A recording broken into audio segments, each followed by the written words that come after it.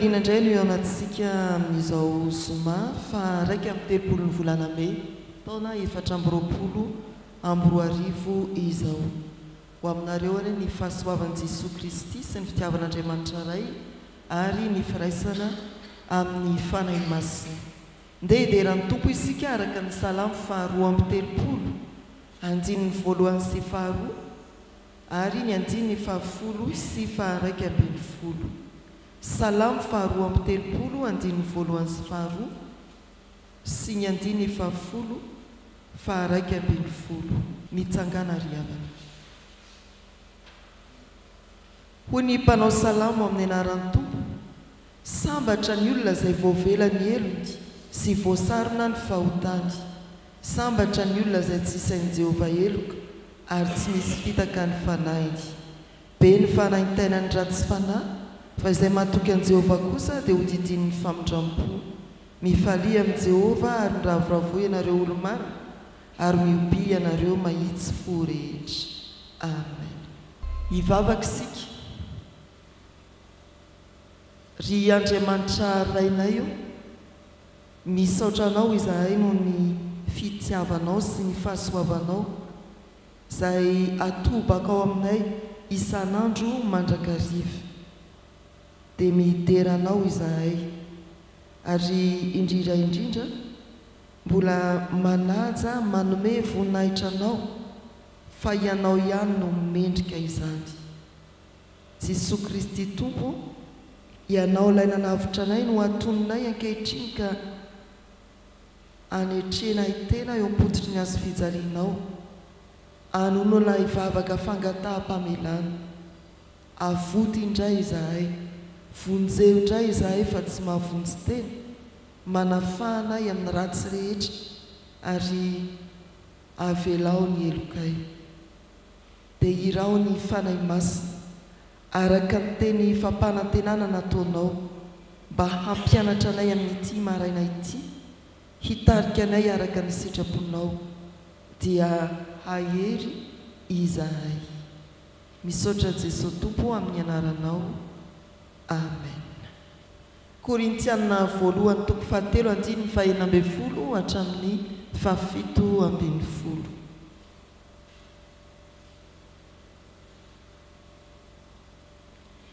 Rehefa eo ambany masontsika izany dia rahantsika mamaky amin'ny anaran'ny tompo manao hoe: tsy fantatrareo fa tempolin'Andriamanitra ianareo ary ny fanahin'Andriamanitra mitoetra ao anatinareo.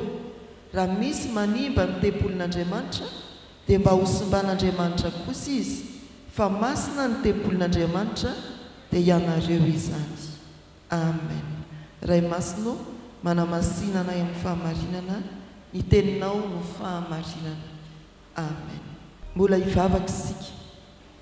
Indreto izay Andriamanitra, hianatra indray ny teninao, handinika indray ny soratra masina.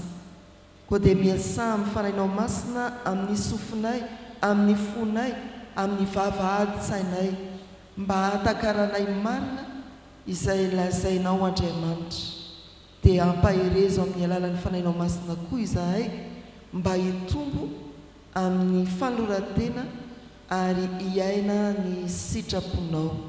Tsy hijanona ho fahalalana ihany izay tanterahana eto, fa ho tonga fiainana indrindra koa. Amin'ny anaranao Jesosy. Amen.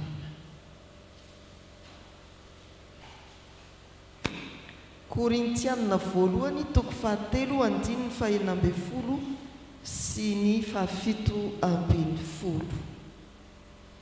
Ny bokin'ny Korintiana dia fantatsika amin'ilay fanontaniana mahazatra misy toko 9:40. Amarina aloha sao tsy mitovy ny baibolintsika. Ao tsara? Inona ny fantatsika momba ny bokin'ny Korintiana? Korintiana voalohany. Aleo aloha faritana kely eo fa tsy ho any amin'ny faharoatsika. Paoly apôstôly no nanoratra. Tano izay mba ho tadidinareo manaraka. Ankoatr'izay,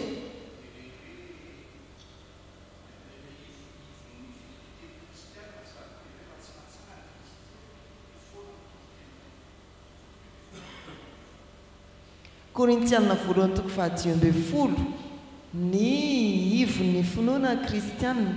Korintianina voalohany toko fahadimy folo valiny fangataham-panazavana ny fanontaniana nataon'ny Paoly ho an'ny korintianina kasika ny fitsanganan'ny tena amin'ny maty. Fampianarana ngeza be io. Ilo hoe raha misy kristianina ka tsy nahavaky an'io dia tsy kristianina koa izy. Fa raha fakeny isika mahavaky an'io 5 Korintianina voalohany toko fahadimy folo. Ankoatran'izay nanamarika ny fiangonana tao Korinto ny fizarazarana. Raha mamaky ny Korintianina voalohany toko voalohany hatramin'ny toko fahaefatra isika, fa nampianarin'ny Paoly ao koa ny fisian'ny fanomezam-pahasoavana samihafa manomboka eo amin'ny toko faharoa folo hatramin'ny toko fahaefatra ambin'ny folo. Zarazaraina ho samihafa ny fanomezam-pahasoavana. Inona koa? Efa betsaka izay. Misy tsy voalazantsika eo amin'ny toko fahadimy hatrany amin'ny toko fahafolo dia avy eo indray ny fampianarana momba ny fanasan'ny tompo ny toko faha-raika ambin'ny folo. Ny toko fahadimy hatrany amin'ny toko fahafolo dia tena fampianarana ny fitondran-teny. Ao Paoly masika ny amin'ny hoe tsy niesoronareo ny masirasira manimba ny vonga, masirasira kely manimba ny vongana rehetra sy ny sisa sy ny sisa. Ao ny fampianarana momba ny hoe fikambanana amin'ny tsy mino ny fanambadiana, dia izany no hitantsika ao tena-tenany ao. Dia isika hiverina ao amin'ny ankapoben'ny boky Taizistino ny soratana. Tany Efeso sy ny boky ny soratana ary tokony tamin'ny taona 750 taonan'i Kristy. Tokony tamin'ny taona 750 taorianan'i Kristy.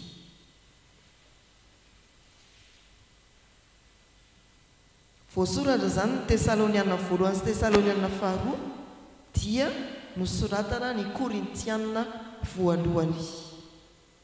Epistily nosoratana ho an'ny kristianina tao Korinto araka ny anarana entiny. Nosoratan'ny Paoly ho an'ny kristianina tao Korinto. Aiza ho aiza moa Korinto? Raha entina any amin'ny saritany sika any amin'ny faran'ny Baiboly eny am-pelantanantsika, ny saritany milaza ny nandianan'ny Paoly apôstôly, saritany farany indrindra ny Baiboly eny am-pelantanany maro, dia eo afovoany indrindra ao izy, eo afovoany eo izy. Mahita ve isika? I Baiboly bebe klera zao ilay Baiboly saritany tsara be mihitsy. Eo ampovoambony eo izy. Hitanareo Korinto izy ny afovoany indrindra ho an'ilay Baiboly tsotra mahazatra antsika. Dia ny faritany ao Akaia, renivohitry Akaia izy, zanatany Romanina tamin'ny fotoan'andro. Renivohitry Akaia izy, zanatany Romanina tamin'ny fotoan'andro.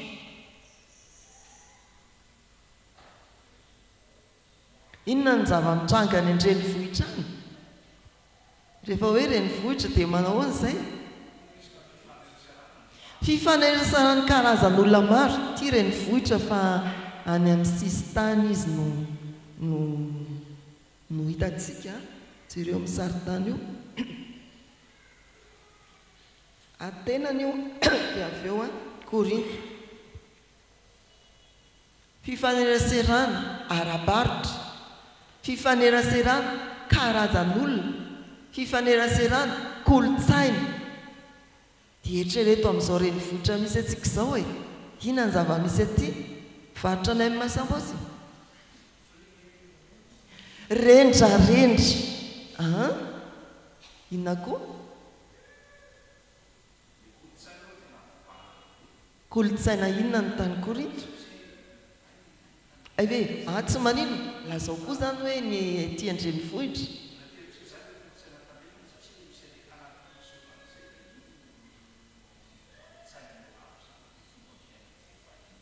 dia lasa tanteraka zany kolotsaina malagasy eto Antananarivo.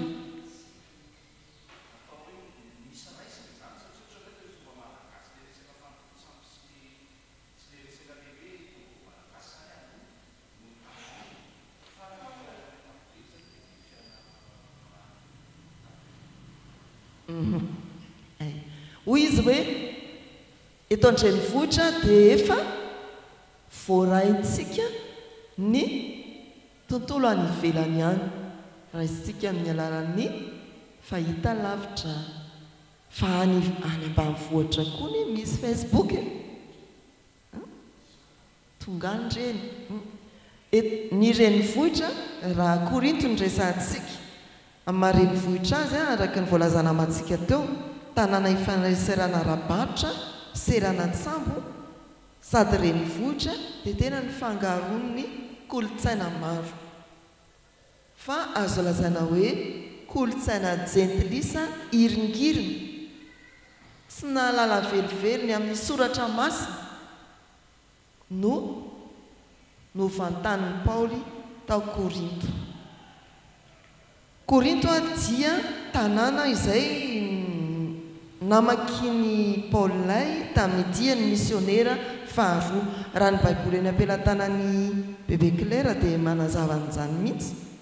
Jereo keleke nisy an'ilay tsipika mangamanga dia misionera faharoan'ny Paoly.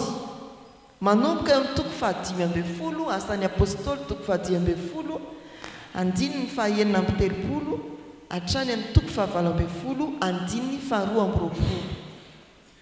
Zay dia misionera faharoa nataon'ny Paoly.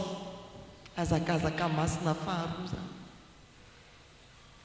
Dia jerentsika ao amin'ny toko 7 asan'ny apôstôly toko 7 andininy 1 ny filazana fa nakany Korinto Paoly.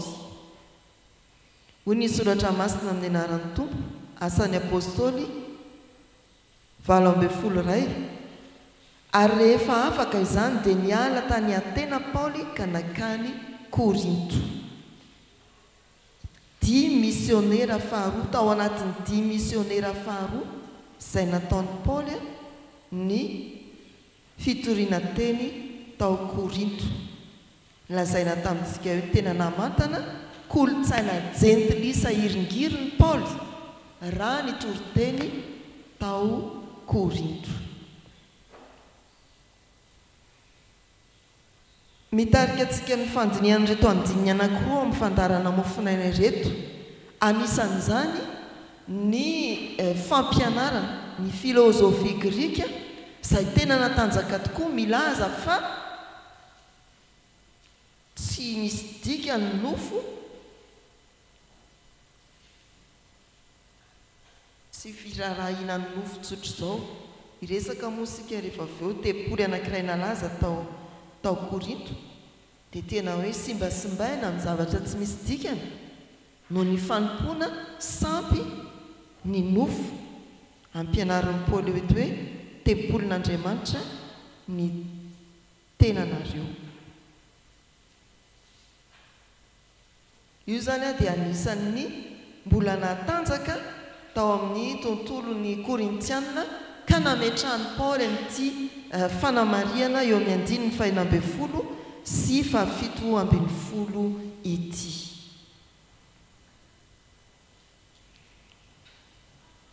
Teny am-piandohana dia no fitipitiantsika ny hoe inavy ny voalazao fa raha tenenina ny boky ny Korintiana 1 zany dia valiny fanontaniana ho fampianarana ny kristiana tao Korinto ireo zava-baventy na foto-kevitra vaventy tena tsy mbola takatry ny kristiana tao Korinto, ny kristiana korintiana, ka nahavoatery an'i Paoly hanao an'ireo fampianarana samihafa ireo.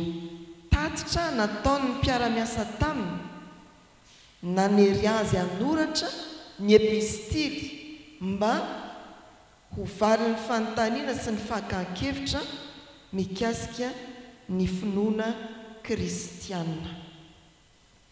Dia voalazany namantsika teo ny amin'ny fitsanganany tenany maty izay fampianarana ngezabe amin'ny Korintianina voalohany.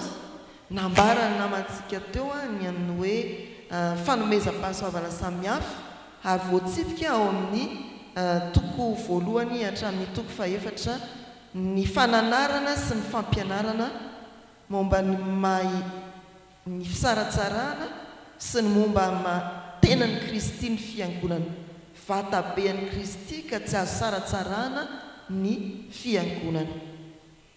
Dia ao anatin'izany fampianarana momba ny mahatenany Kristy ny fiangonana izany no nandefasany karatra mofinainantsika n'ity andro ho an'ity. Mamarina raha teo ny lohahevitra hoe mampahery ny fanahy masina. Korintianina voalohany toko 7 fahenina-mbinifolo sy fahafito ambinifolo. Misy teny miverimberina ho inona?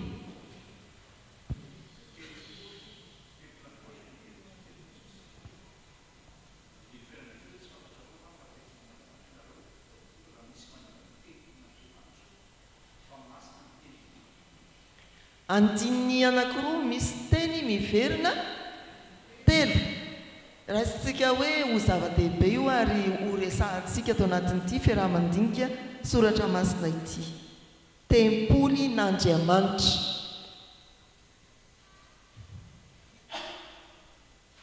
Inona ny atao hoe tempoly amin'ny fahalalantsika azy?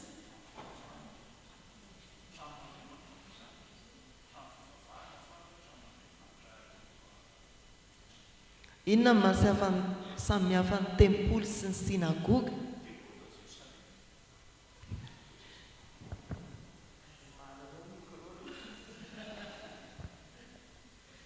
Tempoly raha ny soratra masina dia tao Jerosalema ihany, fa ny sinagoga dia ireo toeram-pivavahana isan-tanàna.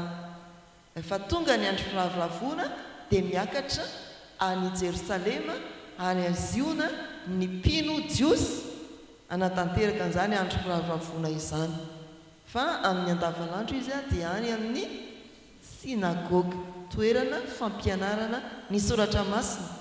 Ilay nijoroany Jesoa hamaky teny araka ny Luka toko 4 ilazany hoe ny fanahin'i Jehovah Tompo no ato amiko, hamaky ny boky ny Isaia izy. Eny ary tao isika hijerin'izany atao hoe tempoly araka ny soratra masina. Tsy fantatrareo fa tempolin'Andriamanitra ianareo ary ny fanahin'Andriamanitra mitoetra ao aminareo. Miverina isika nanao hoe tao Korinto dia nanjaka ny foto-kevitra hoe tsy mitsinina ny nofo. Ary tao Korinto no misy ny tempoly tsampy atao hoe tempolin'ny Venus sampivavy izay ankalazaina amin'ny alalan'ny fijangajangana. Raha atao any ohatra hoe aty amin'ny faritra ambany aty ny tanànan'ny Korinto dia toy ny hoe any ambony any amin'ny faritry ny Jovany ilay tempoly no natsangana, any izy no natsangana. Ary ny fivavahana aminy dia tena fijangajangana tsotra izao. Ny hazo rehetra manodidina ny tempoly dia natao hivavahana amin'ny alalan'ny fijangajangana avokoa. Ny vavaka tao aminy izany dia fijangajangana, ka ireo vehivavy miakatra any amin'ny tempoly ny Venus dia tonga anatanteraka vavaka fijangajangana, tena hoe fanimbatena. Ary eo ny fampianaran'ny Paoly no apetrany mazava, tsy izany tia nofo ity fa mila hajaina. Azavaina amintsika moa rehefa avy eo inona atao hoe tempoly. Mila kolokoloina, karakaraina, fa tsy hoe atao amin'izay ilana azy dia simbasimbaina amin'ny fivavahana ny Andriamanitra izy. Ny tempolin'ny Venus izay hivavahana amin'ny Andriamanibavy atao hoe Venus dia anatanterana fivavahana amin'ny alalan'ny fijangajangana fanimbateny. Ary amin'izany a mbarany mpahay tantara hoe ny mpisorona vavy dia milaza an'izay afa-po fa nampifaly ny Andriamanina izy raha nanatanteraka ilay antsoa hoe naty farankososina fijangajangana masina. Dia hoy ireo mpisorona vavy rehefa avy manompo ny Andriamanina hoe tsy nanao ratsy a, efa nanolotra ny tenako ho an'ny Venisy aho ka nankalaza azy.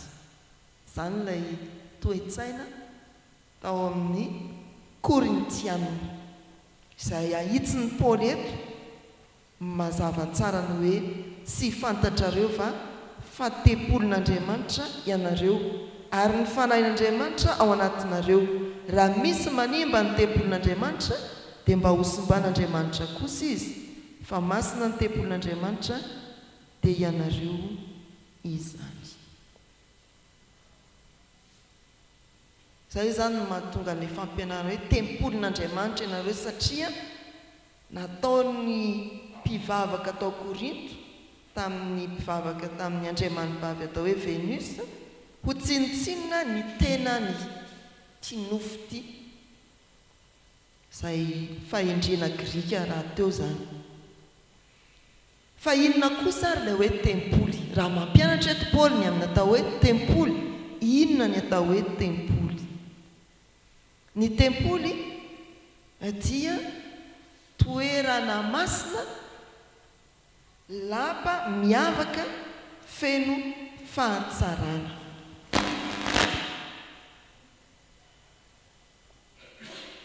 Ovinany natsangana ny tempoly araka ny testamenta taloha. Davida ny nanana ny fikasana fa hoy Andriamanitra hoe tsy ianao no hanorina trano ahy fa ny zanakao mandimby anao. Dia Solomona no nanorina ny tempoly. Nanahoana ny tempoly naoriny Solomona?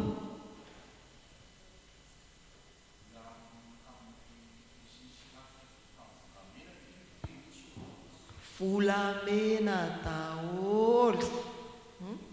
Izay ilay hoe ny tempoly dia lapa masina ary feno fahatsarana. Izany no nahitana azy tamin'ny nanorenany Solomona azy.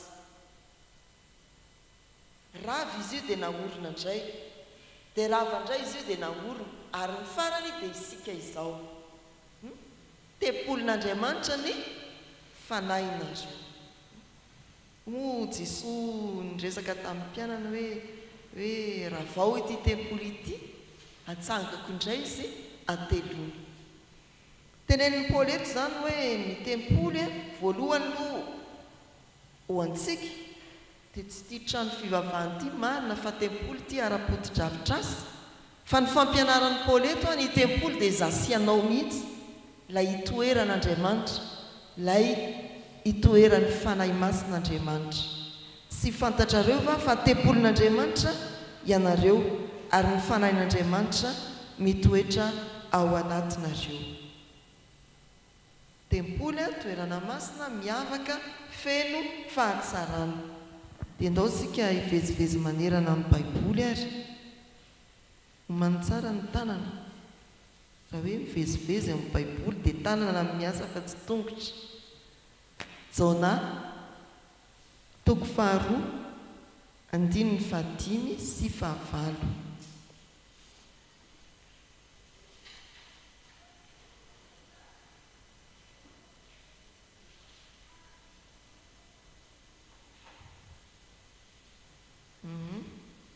Izay mahita mamaky aiza hoaiza amin'ny Baiboly moa ty Jona ty ry avana. Aorianany Obadia moa boky miafiafy kely eo amin'ny Baiboly eo fa tokotokana ihany, fa ny alohan'ny mika izy. Jona 2:5 sy 9. Amin'ny anaran'ny Tompo manao hoe raha reraka tato anatiko ny fanahiko dia nahatsiaro an'i Jehovah ka tonga tao aminao ny fivavako dia tao amin'ny tempolinao masina. Andiny fahadimy dia hoy izao voaroaka tsy eo anatrianao aho nefa mbola nanatrika ny tempolinao masina ihany. Ny tempolin'Andriamanitra zany dia natao hivavahana ary zava-dehibe tamin'ny mpanompon'Andriamanitra mihitsy. Mika toko voalohany andiny faharoa eo ambadika kely eo. Samy miaina ireo firenena rehetra atongolany ny sofinareo ry tany izay zavatra rehetra eo aminy ary aoka Jehovah Tompo no vavolombelona hanameko anareo dia Jehovah avy ao amin'ny tempoliny masina. Ny Salamo toko faha 120 andiny faha-efatra. Salamo toko faha 120 andiny faha-efatra.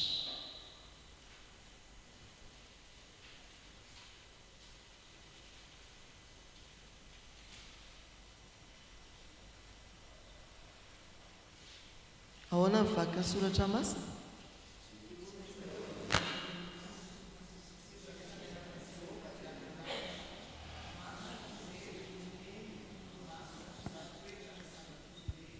Jehovah dia ao amin'ny tempoliny masina. Ireo no ampifandraitsika nyty anjara mofinainantsika ity. Ilazany zany hoe ny tenantsika misy dia toerana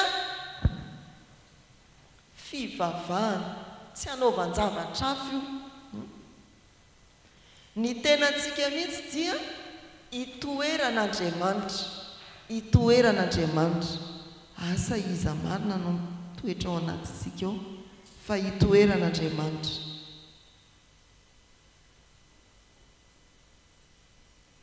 Amin'ny tontolon'ny Hebreo moa dia lazaina koa hoe toeran'ny olona manam-boninahitra ny tempoly. Ary satria Andriamanitra omentsika voninahitra dia izy zany toetra ao anatintsika. Ny tenantsika zany akentsika ho toeran'Andriamanitra ilay manana ny voninahitra ambony ny voninahitra rehetra. Tempolin'Andriamanitra ianareo, ny fanahin'Andriamanitra mitoetra ao anatinareo.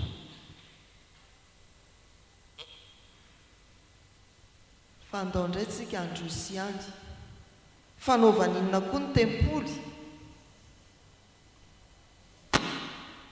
Akoatra ny mahafivavahana azy, fanomezam-boninahitra an'Andriamanitra azy. Ny Korintiana teo dia fanaovany zavatra hafa ilay tenany, fa ny antsika fanaovana inona koa ny tempoly? Fanaovana fanatitra ny tempoly. Ny Samoela voalohany toko voalohany rehefa niakatra ao any amonjy ny andro firavoravoana Elikana sy Ana dia voalaza hoe fanaony isan-taona zany manatitra fanatitra ho an'ny Tompo any amin'ny tempoly. Ny Salamo faha-20 andiny faha-3 dia milaza an'izany koa. Ny Salamo voalohany toko voalohany somary lavalava io, fa andeha ny Samoela voalohany toko voalohany somary lava io, fa andeha ny Salamo faha-20 toko faha-3 no oraisika. Salamo faha-20 andiny faha-3. Hoy ny soratra masina amin'ny anaran'ny Tompo: atsiaro ny fanatitra ho aninao rehetra ilay izy, ary ankasitraka ny fanatitra doranao. Fanaterana fanatitra ny tempoly. Izay rehetra makany amin'ny tempoly dia mitondra fanatitra.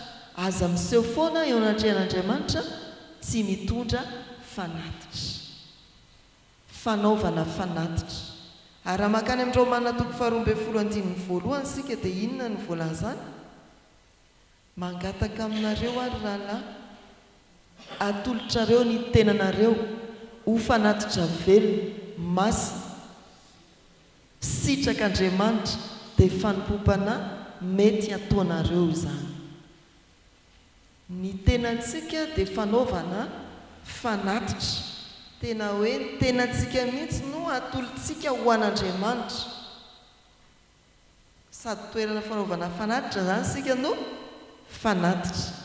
Tahaka an'i Jesosy hoe sady mpisorona izy no sorona. Sika sady toerana fanaovana fanatitra no manatitra ny tenantsika ho an'Andriamanitra. Ny momba antsika rehetra mihitsy zany dia atolontsika ho an'Andriamanitra. Mbola manitsy foana ihany ny tontolo ny ainana tao Korinto zany hoe io tenanareo io ane ka atolotra manontolo ho an'Andriamanitra. Andriamanitra lehibe ny ao amin'ny Korintiana fa tsy Akely, tsy Venus zany, aza fangaro avy.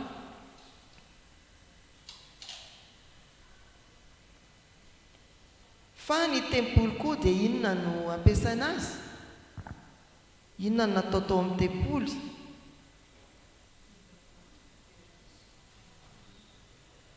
Fanaovana inona ao amin'ny tempoly? Indriambondry tsy azo fijaliana ny teko lazay. Fitoriana tena, fanolorana ny lalàna. Ao no amakina ny lalàna ohatran'ny any amin'ny sinagoga koa, fa tsy misy mihitsy hoe manao fotoana ao amin'ny tempoly ka tsy mamaky ny soratra masina, ny lalàna, ny jiosy. Dia ao amintsika mihitsy zany no firaketana ny lalàn'Andriamanitra. Ndreka ny Isaia 2 jerentsika. Dia tadiditsika koa mpamadibadiana ny salamo manao hoe atao am-poko ny iraketako mba tsy hanontako aminao. Isaia 2:9.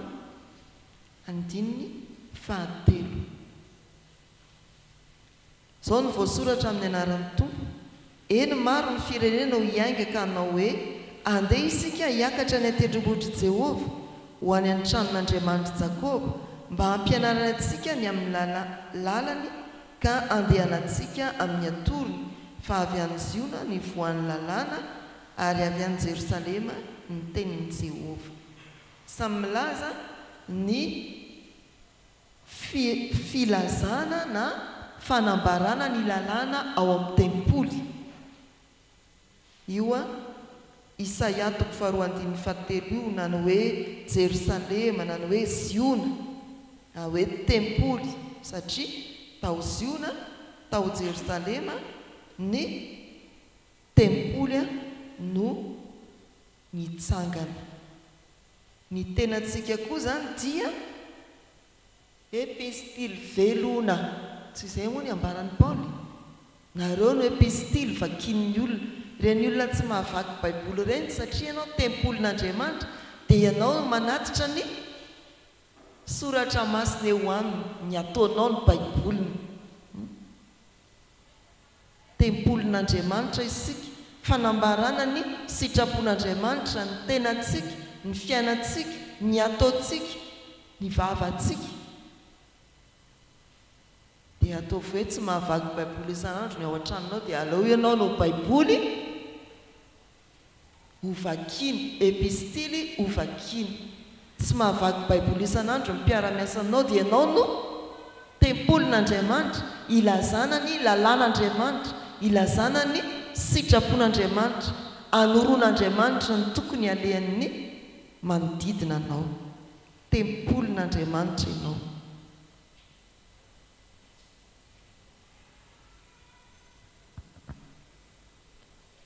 Fa mitatritratra kokoa ny fanazavana ny hoe tempoly raha makany amin'ny Exodosy isika dia tsy hoe mijanona eo amin'ilay toerana io fotsiny, fa tena hoe farimponenana.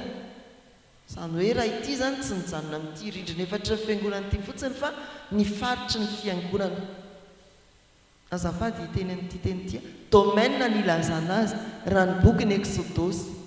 Izany hoe farimponenana mihitsy fa tsy fonenana fotsiny. Izany hoe raha lazaina fa ny tempolin'Andriamanitra isika dia farimponenan'Andriamanitra zany isika.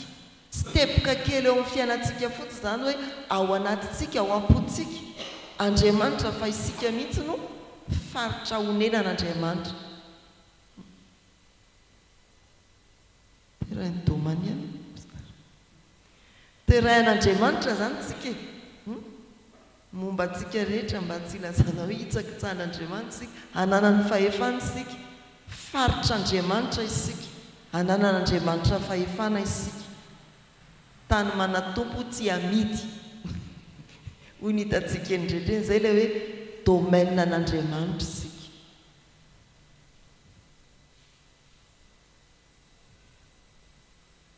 ao amin'ny Exodosy no ahitantsika an'izany ohatra hoe ny Exodosy toko 10 ny Exodosy toko 7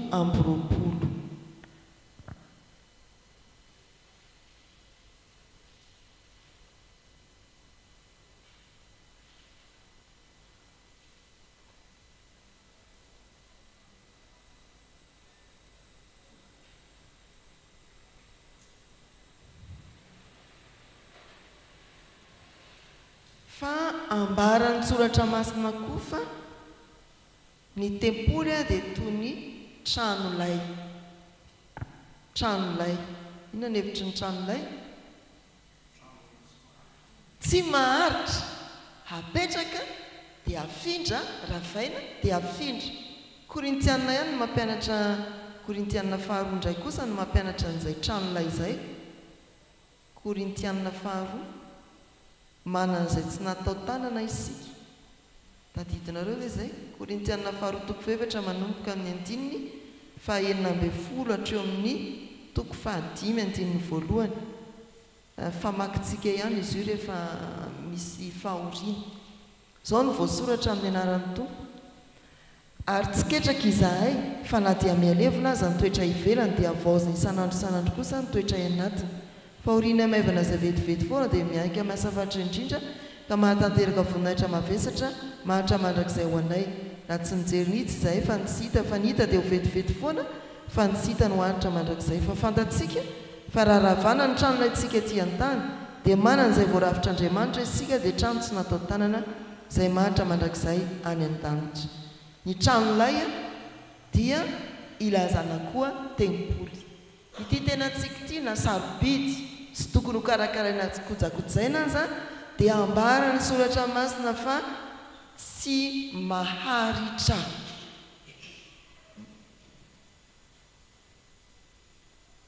Tsy hoe zany izy hoe samofaty ihany ny ana fa ataovy itsy ataovy rotsia na tsy maharitra azy izy tempolin'Andriamanitra izy, manakajy izy, mendrika ho karakaraina izy. Tranolay izy mielina, tsy maharitra, tokony ho fantatsika zany, saingy adiditsika ny karakara sy mikolokolo azy satria ao Andriamanitra, faritr'Andriamanitra io.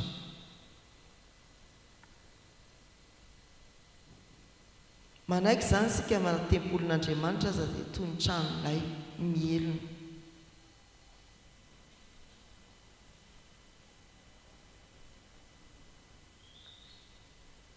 Makany amin'ny Isaia toko 9 sika, ao amin'ny tempoliny koa Andriamanitra no miseho. Tantara ny fiantsoana any Isaia. Ny tempoly dia toerana izay fisehoan'Andriamanitra. Isaia toko 9.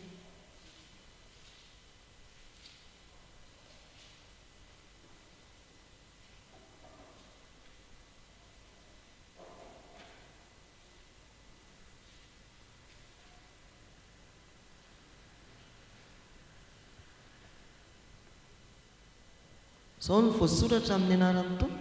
Tamin'ny taona nahafatesany Ozia mpanjaka, nahitako ny Tompo nipetraka teo ambony seza fiandrianana avy sady manelinelina, ary ny eban'akanjony nahafeno ny tempoly. Toerana fisehoan'Andriamanitra ny tempoly. Ao amin'ny tempoly Andriamanitra no miseho. Raha tena iketsika zany fa Andriamanitra ao anatitsika, tempolin'Andriamanitra isika, dia maninona foana isika? Mahita n'Andriamanitra mandrakariva isika, tsy manafina ny tavany amintsika Andriamanitra. Ary raha mamaky ny boky Isaia teo dia tena hoe ao anatitsika koa ny fahamasinana, satria niseho tamin'ny Isaia ny fahamasinan'Andriamanitra tao amin'ny tempoly. fisehoan'Andriamanitra amin'ny fahamasinany izay no ao anatintsika ao. Andriamanitra masina no ao anatintsika ao.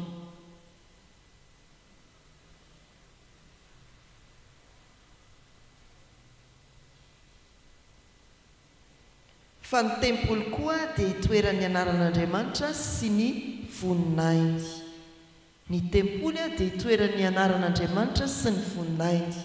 Raha miteny hoe anarana dia milaza hoe asa zany.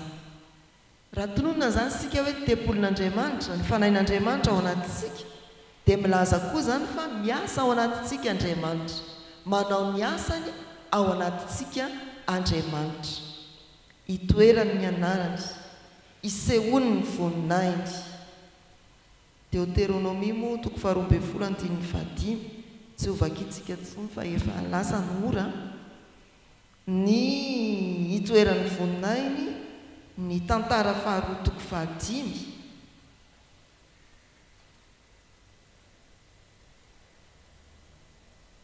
Ny Ezekela 7:7. Mpanjaka voalohany 9:10 sy ny manaraka. Ny tempoly dia hitoeran'ny voninahitr'Andriamanitra. Inona ny voninahitr'Andriamanitra? Mitory ny heriny fa mirampiratana.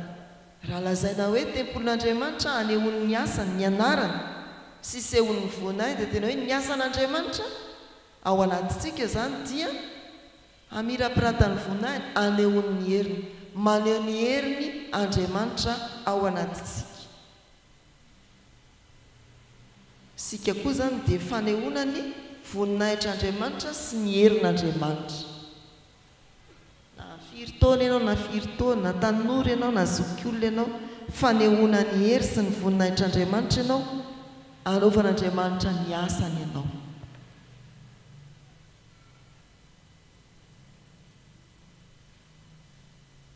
Dia hitantsika fa tsy avelan'Andriamanitra hijanona amin'ny faharavana ny tempoly.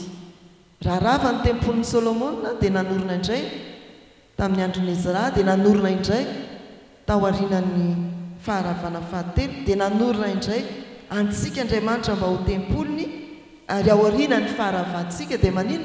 Manorina tempoly vaovao indray Andriamanitra. Tsy natao tanana hoy ny Korintianina 4 Andriamanitra zany dia tsy mamela ny toerany ho rava na oviana na oviana. Manorina indray izy, raha ravany eo azafady, raha ravany eo dia manorina indray izy, tsy avelany tsy hisy tempoly zany, tsy avelany tsy hisy toerany zany, nanomboka tamin'ny andron'ny Solomona.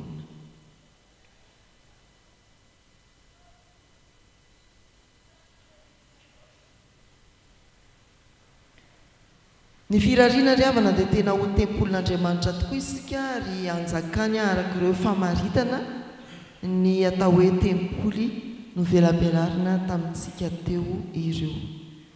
Be dia be izy teo fa mba jereo tsara rehefa ny an-trano hoe inona amin'ireo no mbola tsy iainanao, ianao ilay fanambarana ny tenin'Andriamanitra, tempoly,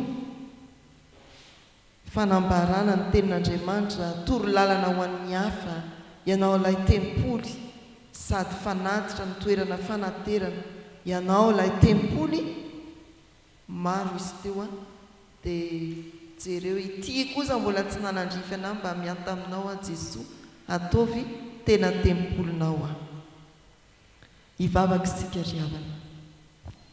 Andriamanitra o lehibe ny fitiavanao ary faly izahay satria tafaraka tamin'ity fiarahamandinika soratra masina ity. Tsy nataonao zavatra kely ny nanoronao anay ny atao hoe tempoly, ary ampanaovanao anay ho zava-dehibe ny tena anay, na dia mety mielina sy mandalo toy ny tranolay azy zany, dia ambaranao fa toerana hitoeranao ilay manana voninahitra sy fahefana. Azavelanao anao tsinotsinona ny tenanay izahay, azavelanao animba ny tenanay izahay, fa ampianaro toroy mba hikarakara sy kolokolo izany mandraka riva. tsy hanolotra ny tenanay momba ny fitsangajangana ny fanompo-tsampy izay tsy ankasitrahanao fa hanolotra ny momba anay rehetra ho fanatitra velona ankasitrahana ao Andriamanitra dia fanompom-panahy mety ataonay izany.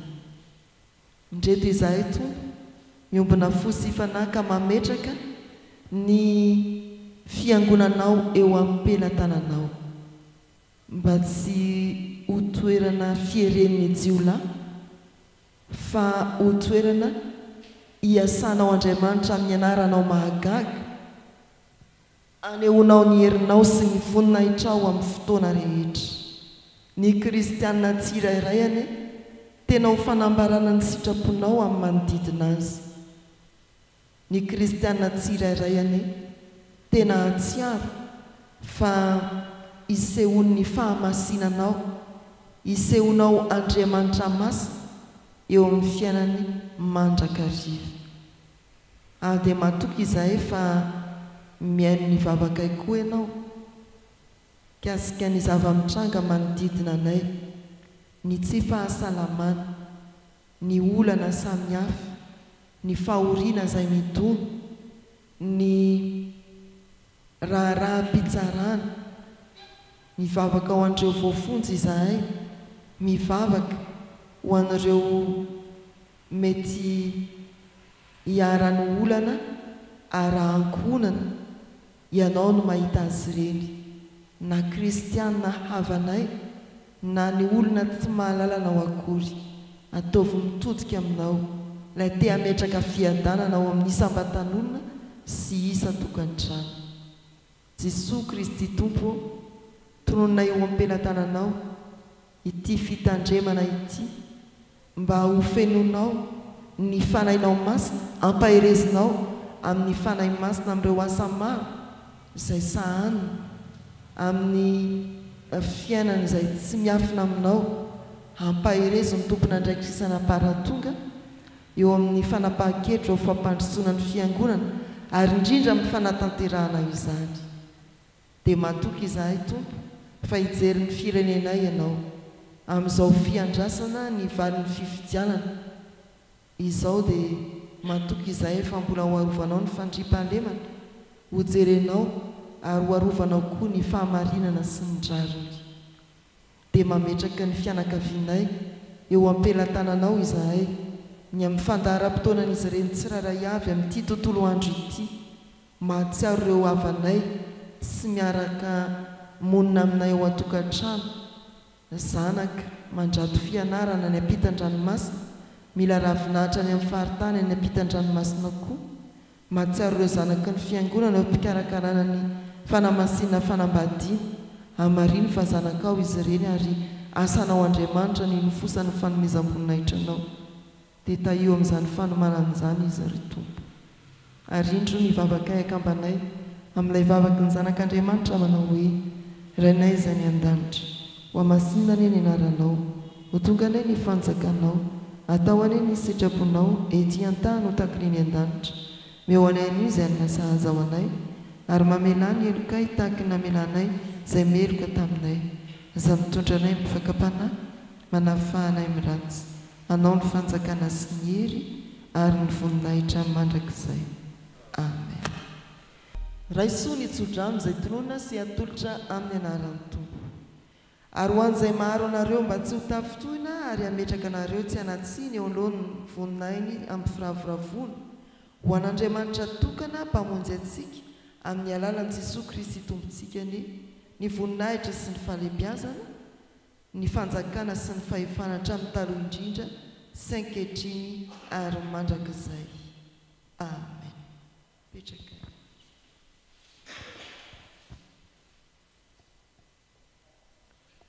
Ho an'Andriamanitra irery ihany ny voninahitra, amin'ny anaran'ny Ray sy ny Zanaka ary ny fanahy masina. Amen.